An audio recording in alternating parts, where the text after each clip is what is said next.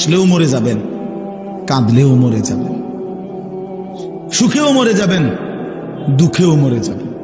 রাজপ্রাসাদের অট্টালিকায় যে সেও মরে যাবে, জীর্ণ কুঠির কুড়ে ঘরে যে সেও মরে যাবে।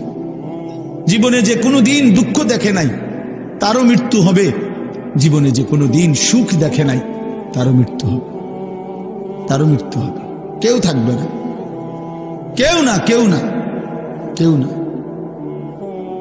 তো এই জন্য বন্ধু আমার, বাপ আমার, ভাই আমার, আমি আপনাদের কাছে এই কথাটাই বুঝাইতে চাচ্ছিলাম। প্রথম আল্লাহর কথা মনোযোগ দিয়ে শুনবেন, আখিরাতের ফিকির করবেন, কবরের ফিকির করেন। এত খামখেয়ালি নিজেদেরকে মনে করেন না। ছেলেরা বন্ধু, হয় তুমি মরে যাইবা, নয় তুমি বুড়া হইয়া যাইবা, বাকি তুমি এই যৌবনের এই হালাতের উপরে থাকতা না, এটা মনে রাখো।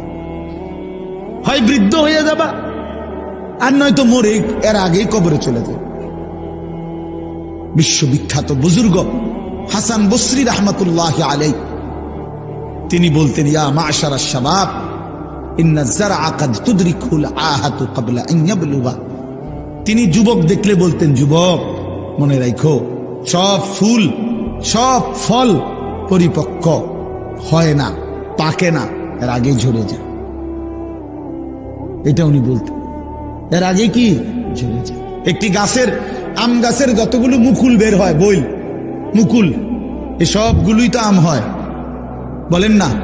বলো যুবক ভাই, বলো না? সব আম হয় না, সবগুলো ছোট আম যে কয়টা হয়, এই সবগুলোই কি বড় হইয়া পাকে? ঝরেই যায় বেশি, ফুল ঝরে যায় বেশি, ছোট ছোট আম এগুলো ঝরে যায় বেশি, টিকে অল্প কয়টা। তো তিনি বলতেন যে ঝরে যায় বেশি, কিশোর তরুণ যুবক এই অবস্থাতেই ঝরে যায় বেশি, মরে যায়। এই কোরআন শরীফের আয়াত তো আল্লাহ এটা বলছে, অবিনকুম মান ইয়াতাওয়াফা। শক্তি আসতে আসতে, পৌঁছতে পৌঁছতে, বৃদ্ধ হওয়ার আগে আগেই অনেককে আমি আল্লাহ মৃত্যু দিয়ে থাকি, আর কাউকে বৃদ্ধ চূড়ান্ত বুড়া পর্যন্ত পৌঁছে। এই গত 3-4 এক সপ্তাহ হয় নাই, এক সপ্তাহ হবে, আমার আপন মামি মারা গেছে, আমার বড় মামি। আমি গেছি জানাজায়। তো আমার খালারা, আমার সব খালাতো ভাই বোন আত্মীয় স্বজন বলা যায় সব আসছে মামির জানাজায়, আমরাও ছিলাম। তো আমার মেজো খালা, এই খালা একদম বয়স্ক, তো আমার বোনেরা আছে, সবাই বলতেছে, আমরা তখন এই বাড়িতে প্রায় 70-80 জন কিশোর যুবক যুবতী ছেলে মেয়ে, আমরা নানার বাড়িতে। এই অবস্থায় আমার বোনেরা বলতেছে, ভাই খালা, এই খালাই আমগো আর শেষ মুরব্বী, বুড়া বয়স্ক আছে, হে বুড়ি শুধু আর নাই। তাহলে এই বাড়িটার মধ্যে যেই মুহূর্তে 70-80 জন কিশোর নওজোয়ান, তখন বুড়া মাত্র একজন, শেষ বুড়া। এমন ব্যবধান হইল কেন? 70 × 1 হবে কেন? কথাটা বুঝছেন না? 60-এর মোকাবেলায় একজন হবে কেন বুড়া? কারণ ওনার আমলের যারা কিশোর তরুণ যুবক ছিল, তো তারা এই বয়সে পৌঁছার কথা না এখন। তো তাহলে এই হিসাবে তো আপনার যদি যুবক হয় 60 জন, তো বয়স্ক তো কমপক্ষে 30 জন হইবার কথা, 40 জন হইবার কথা। তারা কই? আমার হিসাবটা বুঝছেন নি আপনি? তাহলে বোঝা গেল ঝরে যায় বেশি, চলে যায় বেশি, থাইকা যায় অল্প, থাইকা যায় অল্প। পুরা বাড়ির মধ্যে দাদা একজন, 10 বাড়ি মিল্লা বুড়া মিয়া কি 1 জন 2 জন, কিন্তু নওজোয়ান অনেক, নওজোয়ান অনেক। এই জন্য আপনাদের কাছে আমাদের এটাই কথা, আমি যে সূরাটা পড়ছি, এবার সূরাটার তরজমা শুনেন। এই মূল বক্তব্য এই কথাটা বুঝানো। আল্লাহ তাআলা এই কথাটা বারবার কোরআনুল কারীমের মধ্যে বুঝাইতে চাইছে, বান্দা বিশ্বাস করো, বান্দা যে অবস্থাতেই তুমি থাকো, খেয়াল করো আর না করো, বুঝে থাকো আর না থাকো, তুমি কিন্তু থাকতা না, তোমার আমি রাখতাম না বান্দা। আমার চূড়ান্ত অনুগত হইলেও রাখতাম না, চূড়ান্ত নাফরমানি করলেও কি রাখতাম, কোন অবস্থাতে থাকতা না তুমি। এটা হলো শেষ কথা, তুমি এটা মনে রাখবে। তুমিও থাকবা না, সৃষ্টি জগতও থাকবে না। তোমারও মৃত্যু হবে, গোটা কায়নাতেরও মৃত্যু হবে।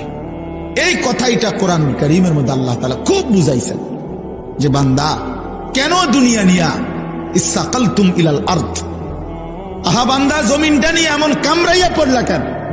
ইসসাকালতুম অর্থ এইটা মানে কামড়াইয়া ধরা। আমি যাইতাম না, বাচ্চা যেরকম অনেক সময় ধরে না, আমি যাইতাম না, হেতে এমন ভাবে ধরছে যে এতে আর সরানি যায় না।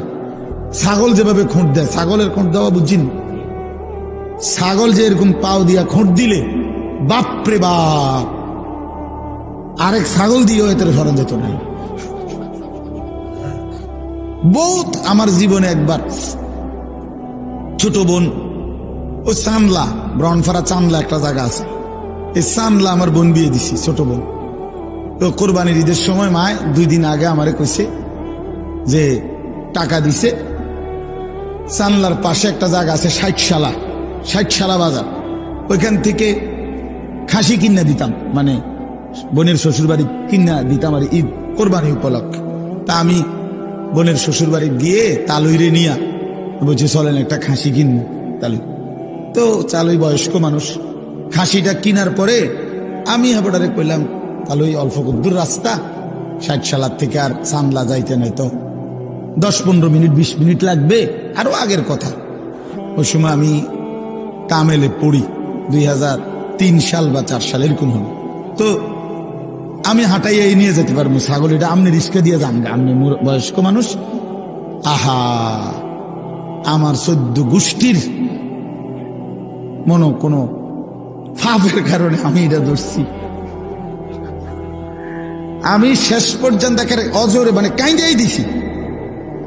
আমি তো জানি না আগে কোনো সময় ধরছিও না, জানিও না, এটা যে এরকম খোঁট দেয় এই কথাটা আমি জানতাম না।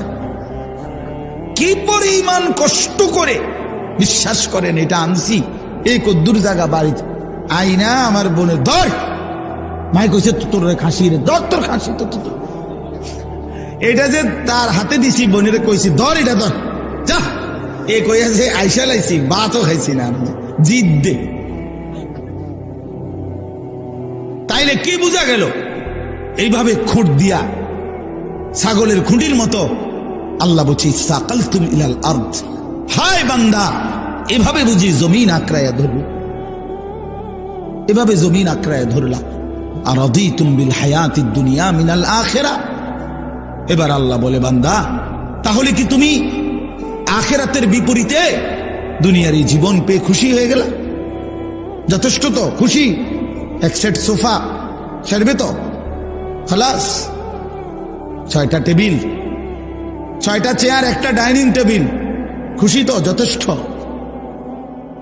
2টা ওয়াল শোকেস, 4টা খাট, 4টা তোষক, প্রতি ঘাটে 2টা করে বালিশ, 8টা বালিশ, চায়ের কাপ 1 ডজন, ভাতের প্লেট 1 ডজন, নুনের বাড়ি 4টা, আর 4 বাথরুমে বদনা 4টা। আর কি কয় টাকার মাল? নাই তো 50 লাখ টাকার মাল ঘরে, এত হবে না। আচ্ছা ধরেন, ধরলাম ভাই, ধরছে জন আর কোনো আপত্তি নেই, ধরলাম, ধরেন 50 লাখ টাকার মাল।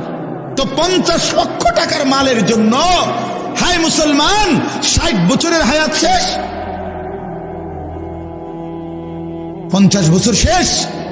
এত মিথ্যা, এত চুরি, এত 2 নম্বরি, এত সুদ, এত ঘুষ, এত কিস্তি, এতবার ওজনে কম দিলেন, এতগুলো মিছা কথা কইলেন, এত বাটপারি করলেন, এই কদ্দুর ফার্নিচার আর আসবাব এটুকু দুনিয়ার জন্য। হায় হায়, বড় অল্প দামে নিজের বেচা দিলেন, বড় অল্প টাকায় শেষ করে দিলেন হায়াত বন্ধু, বড় অল্প দামে নিজের জীবন শেষ করে দিলেন, খুব কম দামে। এক সুস্থ সবল মুসলমান এত কম দামে নিজের বেচার কথা না।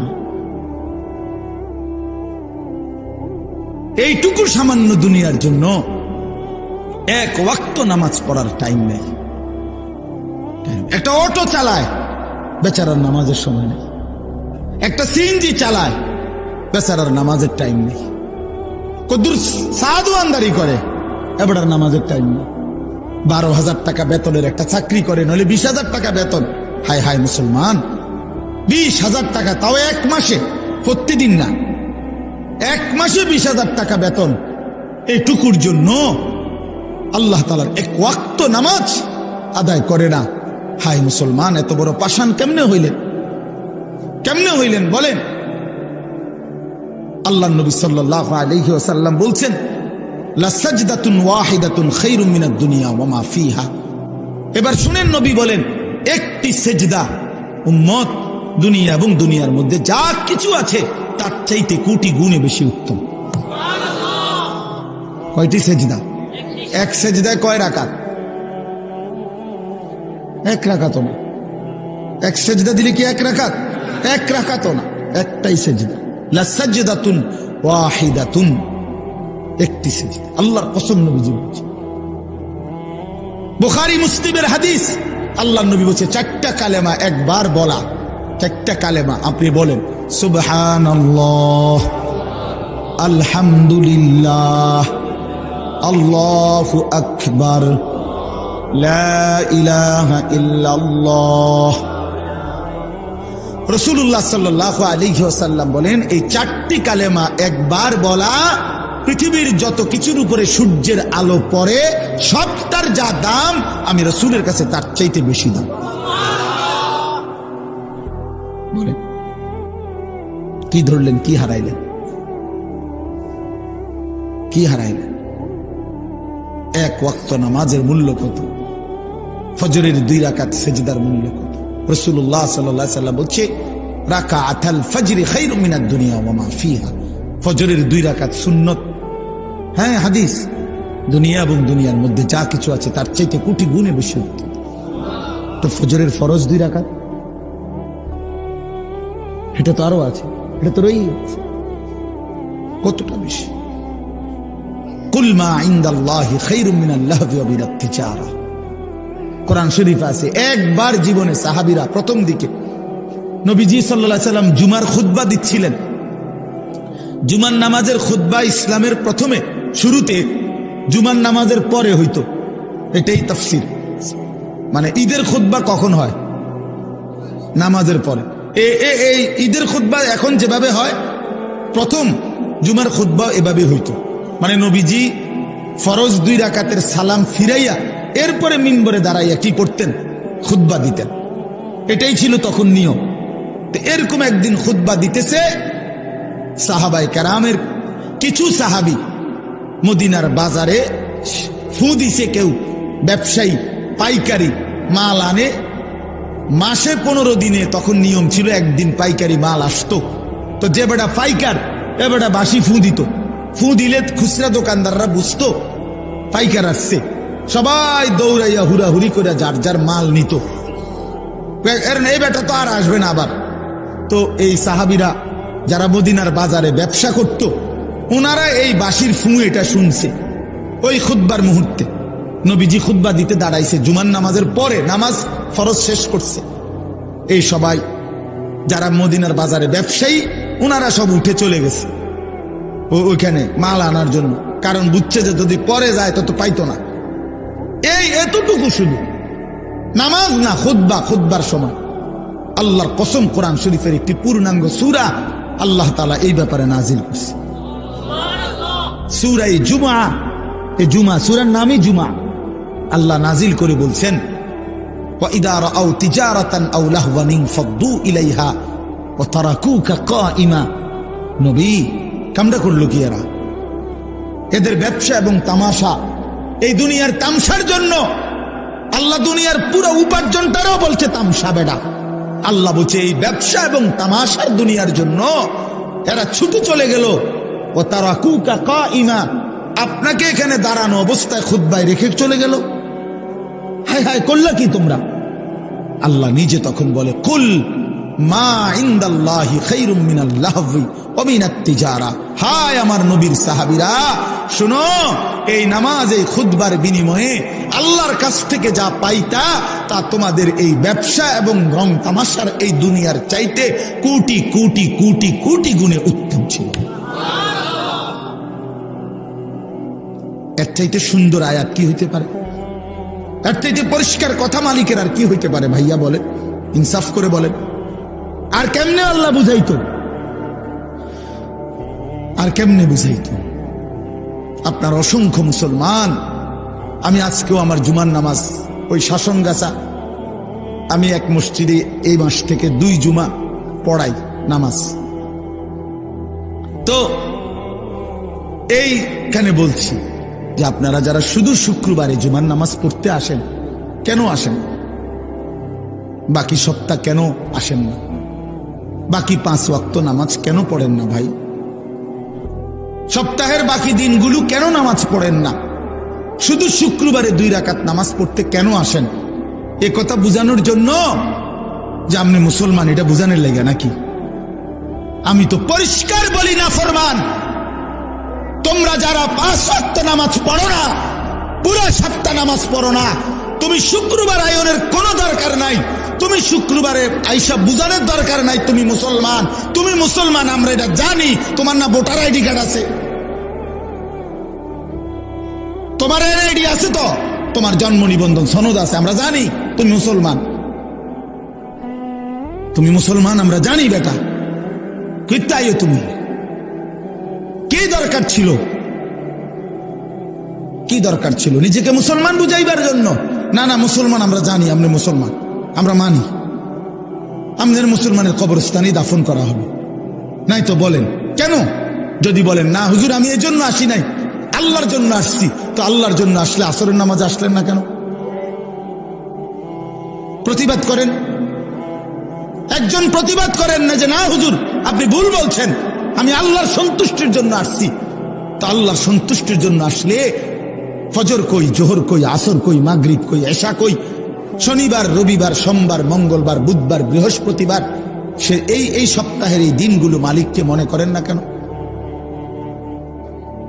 বলেন ভাই, ইনসাফ কি বলে? বলেন একজন বেনামাজি বলেন, বলেন খোদার 365 দিন কোনদিন যারা ফজরের নামাজ পড়েন না, এত বড় বেহায়া কেমনে হইলেন? কেমনে হইলেন? এই যুবক ভাই, তোমরা যারা কখনোই ফজরের নামাজ বছরের কোনদিন পড়ো না, তুমি এত বড় নির্লজ্জ, মুসলমানের ঘরে এত বড় বেয়াদব কেমনে হইলা? বলো বেটা, এখন প্রতিবাদ করো বেটা। মুসলমানের ঘরে এত বড় বেয়াদব কেমনে হইলা?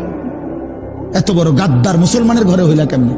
তোমার আল্লাহ নাই, তোমার রসুল নাই, তোমারে কেউ বানায় নাই, তোমারে কোথাও যেতে হবে না, তুমি মরতা না, তোমার কোনো হিসাব নাই, তোমার কোনো আমল নামা নাই। কি মনে করছো তুমি?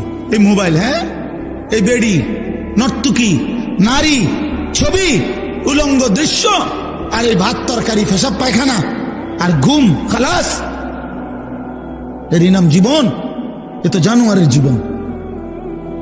এ তো কুকুর, বিড়াল, হাইওয়ান, জানোয়ার, গরু, ছাগল, ওরাও তো খায়, ঘুমায়, পেশাব পায়খানা করে, ওদেরও তো যৌন চাহিদা পূরণ হয়। প্রিয় বন্ধু, গরু ছাগলেরও তো, কুকুর বিড়ালেরও তো বাচ্চা হয়।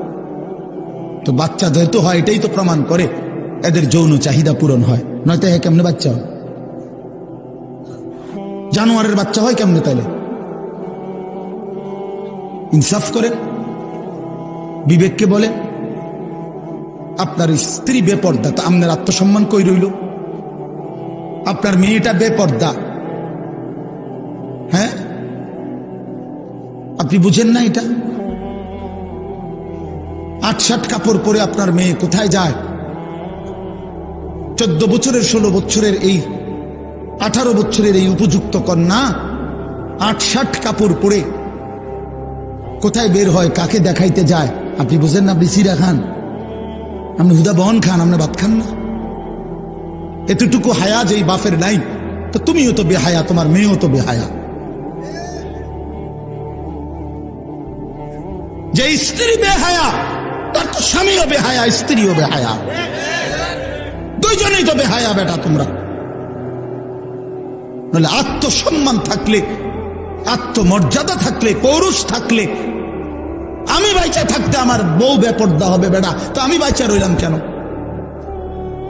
আমি বাইচা থাকতে আমার মেয়ে বেপর্দা, তো আমি বাপ কিসের? আবার আমার বাপ কিসের? আমি স্ত্রী সন্তানের মধ্যে যদি দ্বীন না থাকে, বিবি বাচ্চার যদি আখিরাত না থাকে বন্ধু, তো আল্লাহ তাআলা আমাদেরকে সংসার কেন দিলেন? পরিবার কেন দিলেন? স্ত্রী সংসার কেন দিলেন আমাদেরকে? যে নারী থেকে এত কিছু ভাবে উপকৃত হইলেন 40 বছর, সেই নারীকে এভাবে জাহান্নামের হাতে ছেড়ে দিলেন, এভাবে ছেড়ে দিলেন। ফিকির করেন, সিদ্ধান্ত করেন, কেমনি কি করবেন, ফয়সালা করেন। এই পৃথিবীতে প্রত্যেক মানুষের সামনে যখনই যে কোনো সমস্যা তৈরি হয়, সে তো প্রতিটা সমস্যার সমাধানের জন্য কোনো না কোনো কৌশল বের করে না? তো এর জন্য বাইর করেন, আপনি বুদ্ধি বাইর করেন, আপনি পরামর্শ করেন যে হুজুর আমার স্ত্রী বেপর্দা, আমি কি করতে পারি? আমার মেয়ে বেপর্দা, আমি কি করতে পারি? আমার ছেলে কোনোদিন ফজরের নামাজ পড়ে না, আমি কি করতে পারি? কোনো সমাধান নাই। ইসলামে কি কোনো সমাধান নাই? আল্লাহর কোরআনে কিছু নাই এ ব্যাপারে? তো আছে, তো আছে। তো আপনি সিদ্ধান্ত নেন, আপনি এগিয়ে আসেন, নিজেকে বাঁচান, বউ বাচ্চাকে বাঁচান, স্ত্রী সন্তানকে বাঁচান। খাট পালং আর সোফা ফার্নিচার এডি কোয়েন না, এডি কোয়েন, এডি হুদা, এডি থাকবে না। সোফা পুরানো হয়ে যায়, ফ্রিজ ডিস্টার্ব করে, আমি 3 বার বদলাইছি। ওয়াশিং মেশিন কিনছি, এইটা একবার দামি কোম্পানির, এটার ডিস্টার্বের যন্ত্রণায় কুচিটা হালাই দো, লাত্তি দিয়ে হালাই দো, এটা ফালতু জিনিস একটা। তাইলে কি বুঝা গেল? দুনিয়া কোনটাই জমাইয়া আপনি স্থায়ী হবে না, এটা ডিস্টার্ব করবে, ঠিকই না? বলেন না কেন? তো শুধু শুধু বললেন কেন, করলেন কেন? বাথরুমের প্লাস্টিকের দরজা এডি শুধু ভাঙ্গে যায়, বলেন ঠিক নাই? যে প্লাস্টিকের দরজা যত জায়গায় দেখবেন, সিটকারি ভাঙ্গা, নইলে এন্দিয়া গুদুর ভাঙ্গা, এন্দিয়া সিটকারি লাগে না, সদর বদর। তো দুনিয়াতে একটা ফালতু জিনিস। 4 কোটি টাকার বড় লোকের বাড়িতে আমি গেছি, ডুপ্লেক্স বাড়ি, বাথরুমের দরজার সিটকারি নাই। সিটকারি আছে মানে ওই বল্টুটা নাই, শুধু এই জিটার মধ্যে সিটকারিটা লাগায়, এই কদ্দুর জায়গাটা নাই। এখন আমি বসুন কেমনে? এই বাথরুমে আমি বসলে কেউ যদি দরজাটা ঠেলা দেয়, বলেন? শেষে বালতির মধ্যে পানি দিয়া, বালতিটারে দিয়ে দরজা ঠেলা দিছি, তারপরে বসছি। দুনিয়া ধোকা না? বলেন ধোকা, দুনিয়া ধোকা, এই আসবাব ধোকা, ধোকা বন্ধু, ধোকা। আমি খোলামেলা বললাম এই জন্য, আপনি ভেবে দেখেন ধোকা। আপনি কতবার পাল্টাইছেন দুনিয়া? আপনার ঘরের সামান আপনি কতবার পাল্টাইলেন? আপনার বিবির ওই পাউডার শুনু তারে বলেন, এই বেপর্দা নারী, এই পাউডার ফেয়ার এন্ড লাভলি লাগাইয়া 1 ঘন্টা সাইজা গেলা, আবার যে তুমি আইসে এগুলা ধুইয়া লাইতেছ, নিজেই হালাই দিতেছ নিজের পাউডার, নিজের পাউডার ফেয়ার এন্ড লাভলি এগুলো নিজেই ধুইয়া সব মুছে ফেলে দিলা। তো তুমি কি বুঝো না একবারও এগুলো ধোকা? আসল হইলে তো তুমি রাইখা দিতা। হায় দুনিয়া, হায় দুনিয়া আমাদেরকে ধোকা দিল। দুনিয়া আমাদেরকে বারবার ধোকা দিছে বন্ধু, দুনিয়া ধোকা দিছে। আমার বাপও থাকতে চাইছে, বাপ নাই। দুনিয়া আমার দাদাও থাকতে চাইছে, আমার দাদা নাই। দুনিয়া আমার কতজন থাকতে চাইছে, আমার চোখে দেখা সেই মানুষগুলো কেউ নাই। আমার জলজ্জান্ত জ্যাঠারে আমি দেখছি, তোমার 1 সপ্তাহের মাথায় জ্যাঠা মারা গেছে। আমি দেখে আসার পরে 1 সপ্তাহ পরে আবার নিজে গিয়ে এই জ্যাঠার জানাজা পড়ছি। কবরের দিকে তাকাইয়া মনে পড়ছে, কবর যেন আমারে বলতেছে, আনিস তোর জ্যাঠারে বানাইবার জন্য আমি আমার কাছ থেকে একটু মাটি দিছিলাম, আজ আমার মাটি আমি আমার কাছেই ফেরত নিলাম। ওয়াফিহা নুঈদুকুম, আমি এখান থেকেই দিছিলাম, আজ আমি এখানেই ফেরত নিলাম। প্রিয় বন্ধু আমার, বাপ আমার, ভুল যেন না হয় বন্ধু। হাসলেও মরে যাবেন, কাঁদলেও মরে যাবেন, এই কথাই বলছিলাম। আল্লাহ তাআলা বলছে, বান্দা একদিন এই পৃথিবীও ধ্বংস হয়ে যাবে, এই সুন্দর সাজানো দুনিয়া আমি রাখবো না। একটা কথা আল্লাহ তাআলা একবার বলে নাই, বারবার বলছে। কতভাবে যে বলছে বিশ্বাস করেন, আমি যদি একটা আয়াত বলতে পারতাম কত ভাবে আল্লাহ তাআলা এই কথাইটা বলছে, রে বান্দা আমি রাখবো না দুনিয়া রাখবো না। ইযা সামাউন ফাতারাত, ইযা সামাউন শাক্কাত, ইযা শামসু কুব্বিরাত, আম্মা ইয়াতাসাআলুন আনিন নাবাইল আযীম, ইযা ওয়াকাতিল ওয়াকিআ, হাল আতাকা হাদিসুল গাশিয়া, লা উকসিমু বিয়াউমিল কিয়ামা, আল কারিআতু মাল কারিআ, আল হাক্কাতু মাল হাক্কা, ইয়া আইয়ুহান নাসু ইত্তাকু রাব্বাকুম ইন্না যালযালাতাস সাআতি শাইউন আযীম। বান্দা আমি রাখবো না।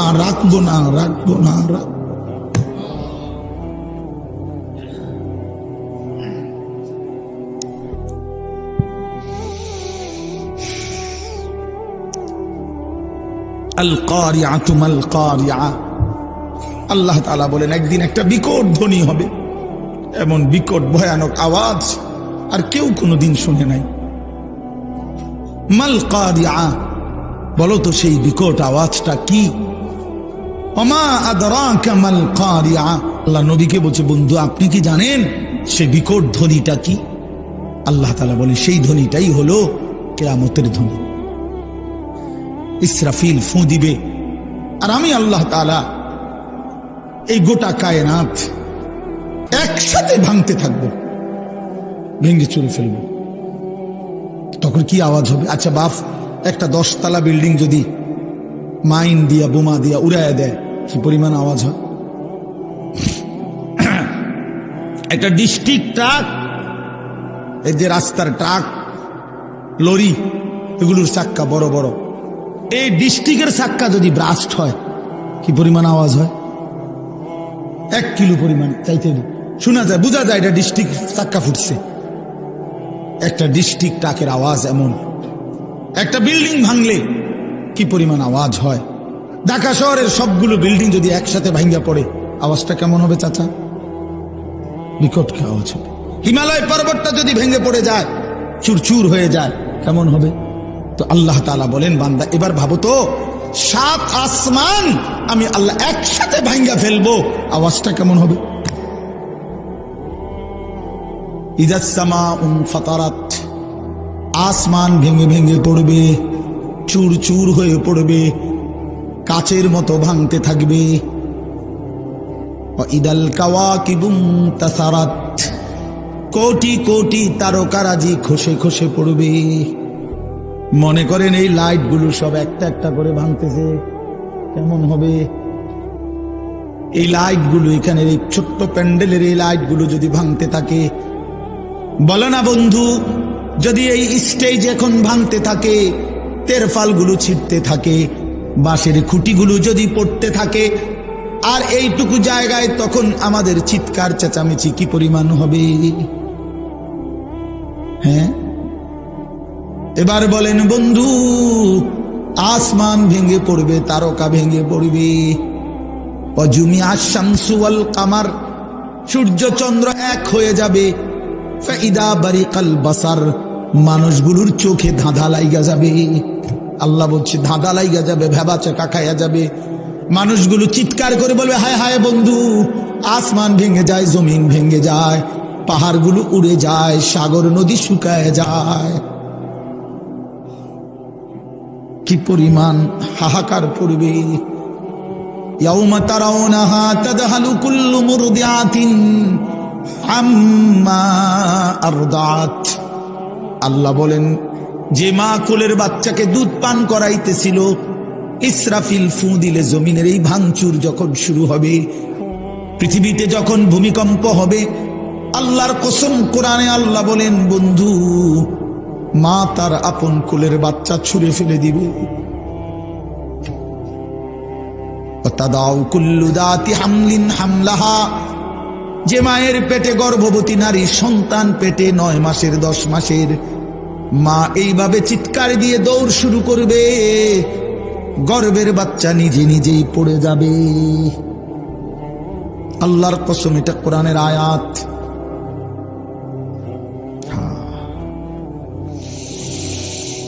আল্লাহ আমাকে মাফ করে দেয়।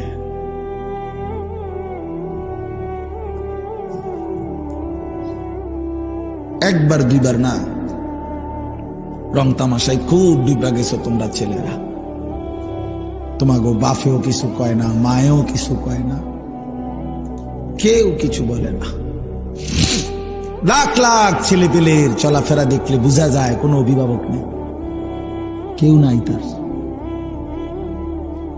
তার হাঁটা চলা দেখলে বোঝা যায় চুল কিরকম, পাও কিরকম, আড়ে কেমনে, ফ্যান কিতা, হেতে কিতা, মানুষ না প্লাস্টিক, হাফ প্যান্ট না ফুল ফ্যান, এটা কিতা, হ্যাঁ করে কি করে না। একটা মোটর সাইকেল পাইলে এটারে বাপরে এত জোরে সারে, কুত্তাও এত জোরে দৌড়ায় না, কুত্তার তো জোরে দৌড়ায়, কুত্তার চোখে। কারণ তোরে কি কামড়াইলো, তোরে কোন কুকুরে কামড় দিল, তুই এরকম জোরে ছাড়লি কেন? এটা কি ব্যারামটা কি তো, হ্যাঁ এটা যে এত জোরে ছাড়লে বলে না মানুষে দেখবো, আমার এটা মানুষে দেখবো, কিন্তু তো গেছই না, বোঝেন না কথা। মানুষের চাইতে চাইতে তো তুমি শখ বাজার, তুমি যে এত জোরে ছাড়ছো যে মানুষের যে কত মনোযোগ দিয়া চাইবো, এই টাইম তো না, এটা যেই জোরে ছাড়ছো এটা তুমি তো গেছো শখ বাজার, বেড়া অনয়নে সুবর্ণ। বলেন ইনসাফ করে বলেন যে তোতে কি হইলো, এটা মানুষ তো চাইতে এলো না। এটা মানুষে যদি দেখাইতে দরকার তো সবচেয়ে উত্তম ছিল রাস্তার পাশে মোটরসাইকেলটা মাথা নিয়ে রাখলে, তাইলে বিষয়টা মানুষ ক্লিয়ার বুঝতো যে আশ্চর্য কিও এটা কিতা বলে ভাই, এইটাই যে আপনি যাতে দেখেন,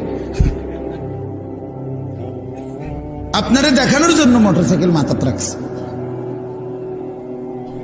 তাইলে কি আশ্চর্য জীবন ভাইয়া।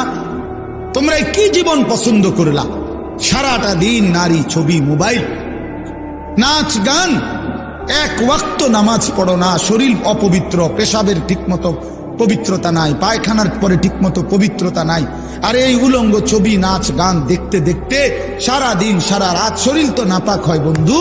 এই নাপাক দেহ নিয়ে, এই জানোয়ারি জিন্দিগি নিয়ে কেমনে ঘুমাও, কেমনে রাত কাটাও, কেমনে শো, কেমনে হাঁটো, আমি বুঝি না। তুমি মানুষ না জানোয়ার? আরেকবার ভাইবো বন্ধু, আরেকবার। বেহায়া সন্তান, বেপর্দা নারী, বেহায়া কন্যা, আরেকবার ভাইবো, মানুষ না জানোয়ার। আল্লাহ আমাদেরকে মাফ করে দেন। তো আল্লাহ তাআলা বলেন, বান্দা নবী রাসূলুল্লাহ সাল্লাল্লাহু আলাইহি সাল্লামকে বলছে, বন্ধু আপনি কি জানেন সেই বিকট আওয়াজটা কি? সেটাই কিয়ামত, সব ভাঙবে, সব ভাঙবে। আপনি কি মনে হয় এটা হইবে নি? আসলে কথা বলেন না কেন? ছেলেরা বলো না ভাইয়া, হবে এটা? 100 কিয়ামত হবে, পৃথিবী ধ্বংস হবে। কারণ আল্লাহ তাআলার কোনো কথা বন্ধু শত্রু কারো কাছেই ভুল প্রমাণিত হয় নাই, বুঝেন নাই? মানে আমরা ইমানদার, আমাদের গবেষণাতেও কোরআনের সব কথা সঠিক, সমস্ত কাফের মুশরিক বেঈমানদের গবেষণাতেও কোরআনের সব কথা সঠিক। তাই তার মানে কি, বন্ধু শত্রু সবার কাছেই কোরআন কি সঠিক। রাসূলুল্লাহ সাল্লাল্লাহু আলাইহি সাল্লামের জিন্দিগির 23 বছরের একটা সুতা, 23 সেকেন্ড বন্ধু শত্রু সবার কাছেই সর্বশ্রেষ্ঠ।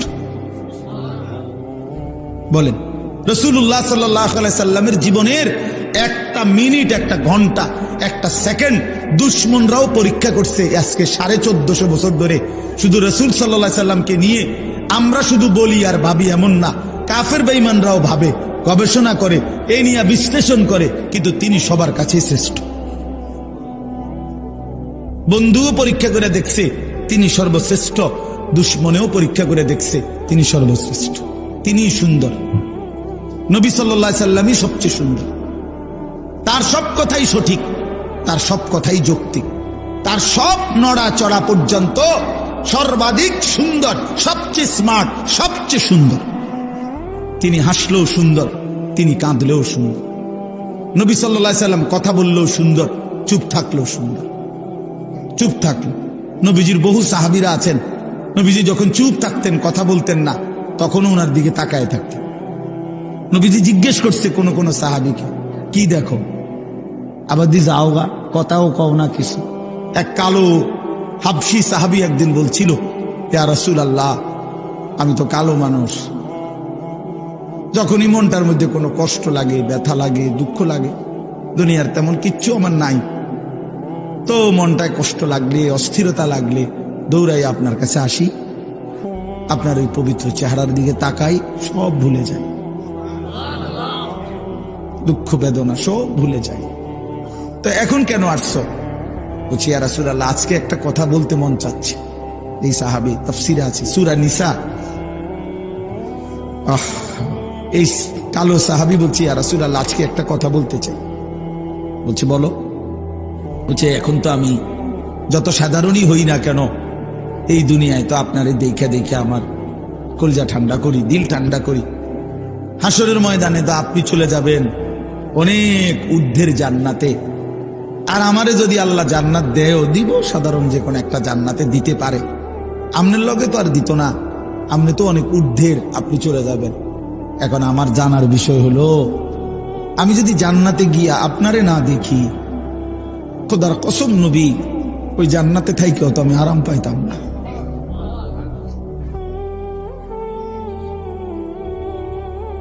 তখন আমি আপনাকে দেখবো কিভাবে? সুবহানাল্লাহ, সুবহানাল্লাহ। আল্লাহ তাআলা বলেছেন, ওমান ইউতি'আল্লাহ ওয়ার রাসূল ফাউলাইকা মা'আল্লাযীনা আন'আমাল্লাহু আলাইহিম মিনান নাবিয়্যিন ওয়াস সিদ্দীকিন ওয়াশ শুহাদা ওয়াস সালিহিন।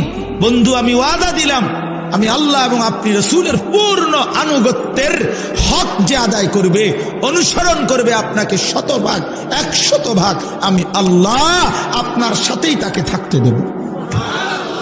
কেমনে আমি বুঝ করবো? আপনি ওরে কইয়া রাখেন। নবী সাল্লাল্লাহু আলাইহি ওয়াসাল্লাম ওই হাবশী সাহাবীকে বলছে, আল্লাহ রাসূলের আনুগত্য যদি পূর্ণ করতে পারো তো ওয়াদা দিছে মালিক, তুমি আমার সাথেই থাকবা। সাহাবী চিৎকার দিয়া ওইখানেই ইন্তেকাল করছে। নিকল যায় দম তেরে কদমों के नीचे यही दिल की हसरत यही दिल की आरजू है। এটা উর্দু শের আর কি, অর্থ হইল, হে প্রিয়তম, তোমার কদমের নিচে জীবন দিলাম, এই ছিল আমার আরজু, এই ছিল আমার আকাঙ্ক্ষা, আমার তামান্না, দিলের আশা ছিল এই, আল্লাহ রসুলের কদমের নিচে জীবন দিয়ে দিছে। নিকল যায় দম তেরে কদমों के नीचे यही दिल की हसरत यही दिल की आरजू है। এটাই দিলের তামান্না। আল্লাহ আমাদেরকে নবী সাল্লাল্লাহু আলাইহি সাল্লামের অনুসরণের মতো ভালোবাসা দান করেন। তো আল্লাহ তাআলা বলেন, ইয়াউমা ইয়াকুনুন নাসু কাল ফারাশিল মাবসুস। আল্লাহ বলেন, বন্ধু, সেই ইসরাফিলের ফুঁ হলে, এই বিকট ধ্বনিতে যখন সব ভাঙতে শুরু করবে, তখন সবগুলো মানুষ বিক্ষিপ্ত পতঙ্গের মতো ছুটাছুটি করে যে যেখানে গিয়ে পড়বে সেখানেই মরবে। বিক্ষিপ্ত পতঙ্গ বলতে তাফসীরের মধ্যে আছে, আগুনের মধ্যে, লাইটের মধ্যে, আপনারাও বুঝবেন, সাদা পোকা, উলু আমরা যেগুলারে বলি, এগুলো যখন ওড়ে তখন চারদিক থেকে এগুলা দৌড়ায়, যেন থেকে পারে, যে যেমনে পারে উইরা আসে, আর আলোতে বা আগুনে পড়ে, মরে, ঠিক না, নিচে পড়ে।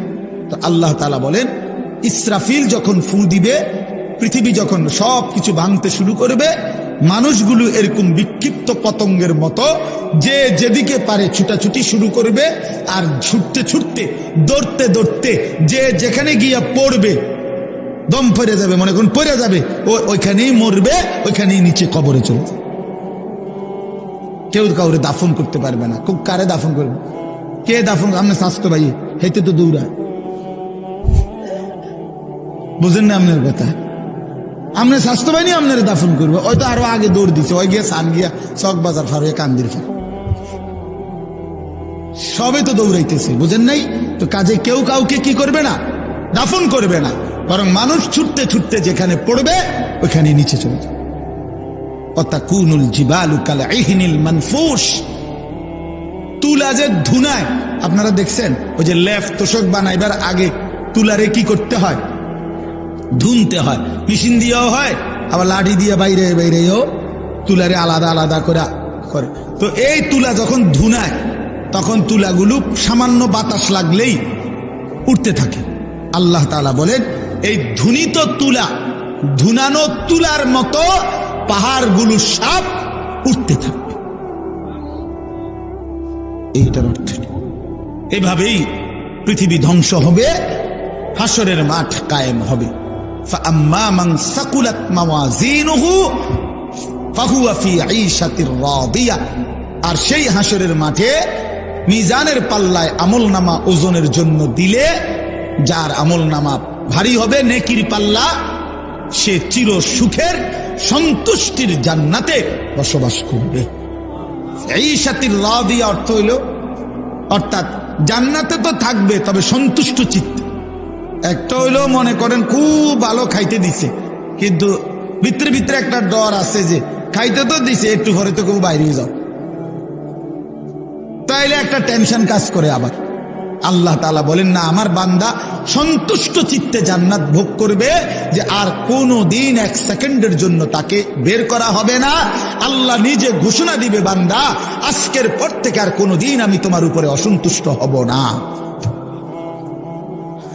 ওয়া আম্মা মান খাফফাত মাওয়াজিনুহু, এই শেষ কথা শুনেন, আর যার আমল নামায় নেকির পাল্লা হালকা হবে, গুনাহ ভারী হবে, ফা উম্মুহু হাওয়িয়া, তার ঠিকানা হাবিয়া নামক জাহান্নাম। হাবিয়া জাহান্নাম যে সাতটি, এই সাতটি জাহান্নামের একটির নাম হলো হাবিয়া। কি নাম? ওয়ামা আদরাকা মা হিয়া। আল্লাহ তাআলা নিজে বলেন, আহা, নবীজিকে বলতেছেন, বন্ধু জানেন ওই হাবিয়া জাহান্নামটা কেমন ভয়ানক? এটা কেমন? তা আল্লাহ নিজে বলতেছেন, নারুন হামিয়া, সেটা অত্যন্ত প্রচন্ড জ্বলন্ত ধাউ ধাউ করে জ্বলা আগুন, হাভিয়া, সেখানে ছেড়ে মারা হবে, নাফরমানকে সেখানে ফেলা হবে। এখানে দুইটা কথা শুনে, এক নাম্বার হলো এই আয়াতের তাফসিরে এই নারুন হামিয়া, হাভিয়া জাহান্নামটা প্রচন্ড উত্তাপওয়ালা আগুন, এই কথাটার ব্যাখ্যা দিতে গিয়ে প্রিয় নবী সাল্লাল্লাহু আলাইহি সাল্লাম বলছেন, তাফসিরে কুরতুবিতে আছে, নবীজি বলছেন, নারুকুম হাদিহি জুজউম মিন 70 জুজআম মিন নারি জাহান্নাম। কথাটা শেষ খেয়াল করেন। নবীজি এরকম সাহাবীদেরকে বলতেছে, শোনো, তোমাদের যেই দুনিয়ার আগুন, এই দুনিয়ার আগুন জাহান্নামের আগুনের 70 ভাগের 1 ভাগ। তার মানে তোমাদের এই দুনিয়ার আগুনের চাইতে আরো 69 গুণ বেশি উত্তাপ, তাপ জাহান্নামের আগুন। এরপরে শুনেন, এরপরে জরুরি কথা হলো, এই বুঝার জন্য বলতেছি, তাফসিরে হাদিসের বাকি অংশে আছে, রাসূলুল্লাহ সাল্লাল্লাহু আলাইহি সাল্লামের সাহাবীরা এই কথাইটা শুনে লাভ দিয়ে উঠছেন, ফাল দিয়ে উঠছে, ফাল দিয়ে ওইটাই বলতেছে, ইয়া রাসূলুল্লাহ ওয়া ইন্না যালিকা লাকাফিয়া, হে আল্লাহর নবী, হায় হায় আপনি কি কইলেন? এটা আগুনে পুরাইয়া ছাই করে ফেলার জন্য দুনিয়ার এই আগুনই তো যথেষ্ট। লাকাফিয়া অর্থ হলো এটাই তো সারে। আল্লাহর নবী সাল্লাল্লাহু আলাইহি সাল্লাম বলেন, তাহলে বুঝো হায় উম্মত, এর চাইতে আরো 69 গুণ বেশি আগুনের তাপ কেমন হবে। এই আগুন যদি তোমাদের কাছে এমন মনে হয়, আমি কুমিল্লা মেডিকেল কলেজে একবার, এই কুসাইতলি জীবনে একবার একজন আগুনে পোড়া লোককে দেখতে গেছিল, আমার পরিচিত। ওই বেচারার এক হোটেলের সামনে দিয়ে যাওয়ার সময় ভুলে হোটেলওয়ালারা পুরা কড়াই গরম পানি রাস্তার যে ছুঁড়ে মারছে, এই বেচারার পিছন দিয়ে পড়ছে, পুরাটা রান পিছনের অংশ পুড়ে গেছে। আমার পরিচিত লোক, এক সময় মাদ্রাসায় পড়ছে উনি, ওনার আমি দেখতে গেছিলাম এই মেডিকেল কলেজ। আল্লাহর কসম, আমি জীবনে কোনো মানুষের চিৎকার এর চাইতে ভয়ানক আমি আর দেখিনি। ওই আগুনে পুরা মানুষটারে তখন নার্স তার এই পুরা চামড়া এগুলো টাইনা টাইনা উঠাইতেছিল, ড্রেসিং করবে। ভাইয়া সেই যে কি পরিমাণ চিল্লাইছে,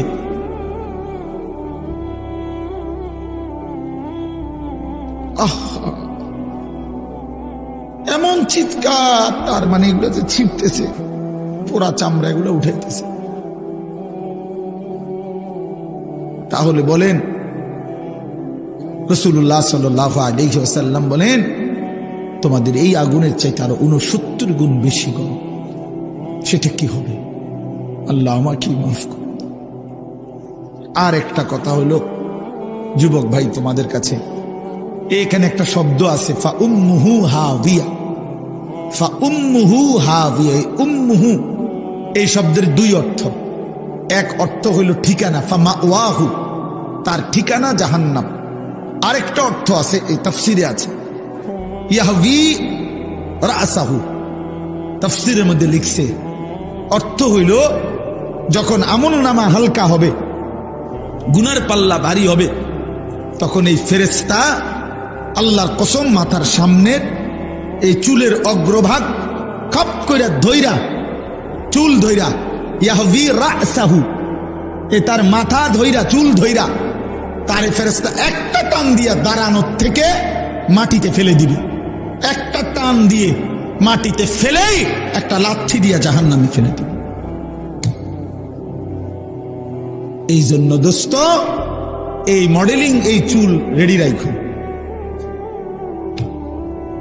এই যে পাঙ্কু চুল, এই বাহারি চুল রেডি রাখো হাসরের ময়দান পর্যন্ত, যাতে করে জাহান্নামের ফেরেশতা ধরতে সুবিধা হয়, ধরতে সুবিধা হয়। কার থেকে দেখা মুসলমানের নওজোয়ান এই চুল শিখলা? কার থেকে দেখা? কার থেকে দেখা? ইহুদির মডেল, খ্রিস্টানের মডেল, হিন্দুর মডেল, বৌদ্ধের মডেল, নাস্তিকের মডেল, মুরতাদের মডেল, আল্লাহদ্রোহী দুশ্মনের মডেল ছাড়া আর কি এগুলো? তার মানে ওরা তো নিজেই জানে ওদের ঠিকানা জাহান্নাম। তো জাহান্নামীদের সাদৃশ্য যার, তো তার চুলতে এমনই হবে, তার চুলতে এমনই হবে। এটা তো এতটুকু বোঝা উচিত, এতটুকু তো বোঝা উচিত। কোরআন শরীফে আছে, আমি এখন দেখাই। এই যে আল্লাহ তাআলা বলছেন ইন্নাল্লাযীনা কাফারু, ওই ভাই শুনতেছেন আপনারা?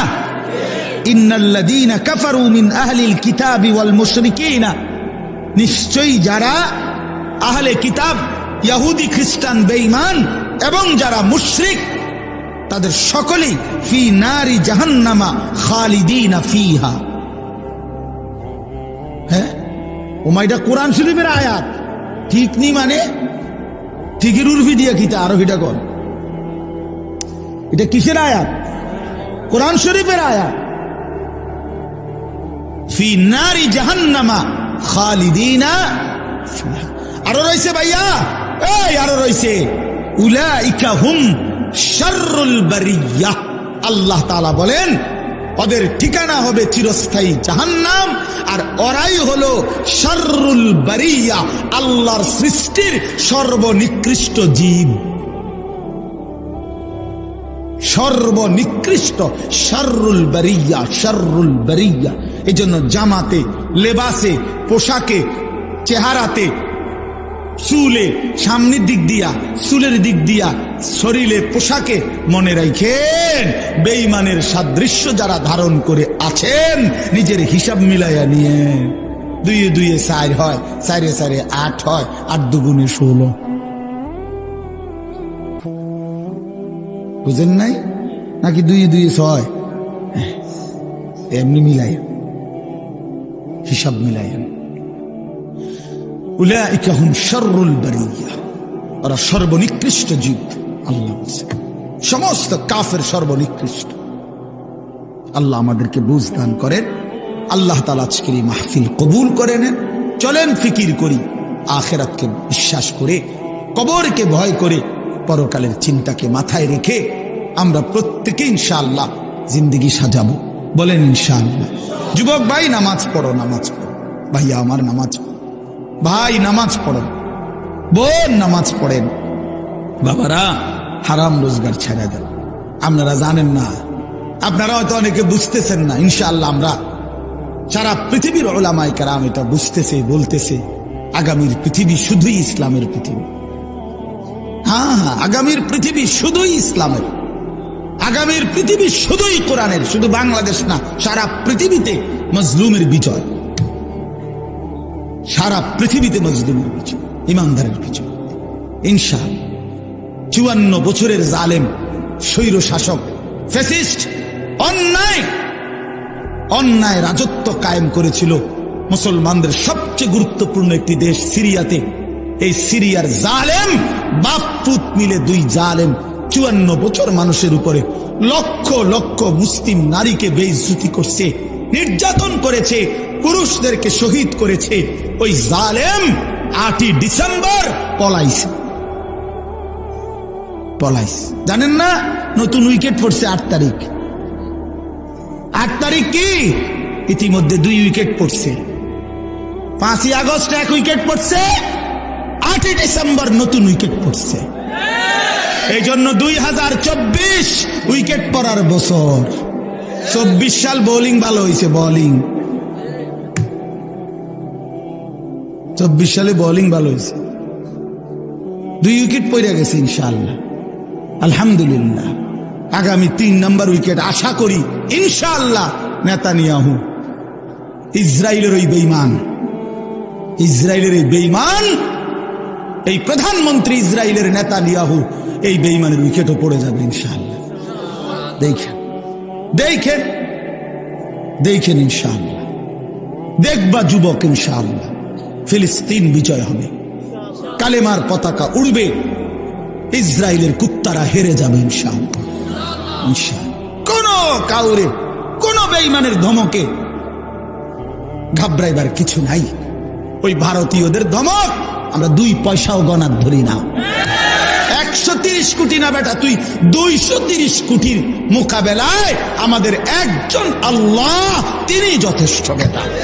হাসবুনাল্লাহ, হাসবুনাল্লাহ বলে, হাসবুনাল্লাহ, আল্লাহই যথেষ্ট। আলু বন্ধ করে দিবে, আলু, পেঁয়াজ তার আব্বার পেঁয়াজ, আলু তার বাপের, পেঁয়াজ তার বাপের, মোদির আব্বার পেঁয়াজ, মোদির বাপের আলু, তোর বাপের আলু বেটা, তোর বাপের পেঁয়াজ বেটা। তোদেরকে যিনি পেঁয়াজ, আলু, আটা, তোদেরকে যিনি 24 ঘন্টা খাওয়ায় পড়ায়, তিনি তো আমার আল্লাহ বেটা, তোর কি বেটা? কথা বলেন না কেন? ইন্ডিয়ার ওই বেঈমানদেরকে পালে যিনি, খাওয়ায় যিনি, তিনি কে? আমার আল্লাহ। আমার কে? আমাদের বলবেন না, বলেন আমার আল্লাহ। তোর কি বেটা? তোদের মূর্তি ছাড়া আছে গীতা বেটা? হ্যাঁ, আল্লাহ আমার আল্লাহ তোদেরকে খাওয়ায়, আমারে দমক দেয়। বেউকুফ না এগুলা, কি কয় এগুলা? মন্ডা আটটা যাইয়া কন্যাই, হ্যাঁ কয় কি বেটা? সংখ্যা দিয়ে হিসাব মিলায় বাংলাদেশের দামাল নওজোয়ান 1 ফোঁটা রক্ত থাকতে 56,000 বর্গমাইলের 1 ইঞ্চি জমিন কোন বেঈমানের কাছে আমরা ছেড়ে দেব না ইনশাআল্লাহ।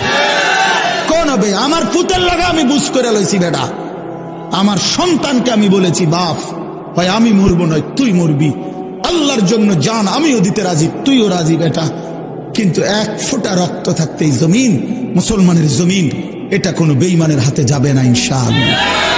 বাংলাদেশের জমিন ইন্ডিয়ার জমিন না, এটা বাংলাদেশের জমিন, এটা কালেমাওয়ালার জমিন, এটা মুসলমানের জমিন, এটা কোরআনের জমিন। এখানে ফজরের আজান শুনে আমাদের ঘুম ভাঙ্গে, বলেন আলহামদুলিল্লাহ। আমরা কোনো বেঈমানের ভ্যা ভ্যা শুনি না, আমরা ভ্যা ভ্যা, আজান শুনে জাগি ইনশাআল্লাহ। আল্লাহ তাআলা সব নওজোয়ানকে আহ্বান করলাম, যুবক ভাই নষ্ট হইও না, চরিত্রহীন হইও না, নারীর ফান্দে জীবন শেষ করে জীবন আরো সামনে আছে, জিন্দেগির আরো বড় দায়িত্ব আছে বন্ধু, জীবনের আরো অনেক বড় স্বপ্ন আছে। এক নারীর জন্য জীবন শেষ করে দিও না ভাই। আল্লাহ তাআলা আমার সারা দেশের যুবকদেরকে আগামীর ইসলামের জন্য কবুল করে নেন, আগামীর কোরআনের জন্য আল্লাহ কবুল করে নেন ইনশাআল্লাহ। এই জমিন কালেমার পতাকা উড়বেই ইনশাআল্লাহ, ইমানের বিজয় হবেই হবে, হবেই হবে, হবেই হবে। আল্লাহ তৌফিক দান করেন।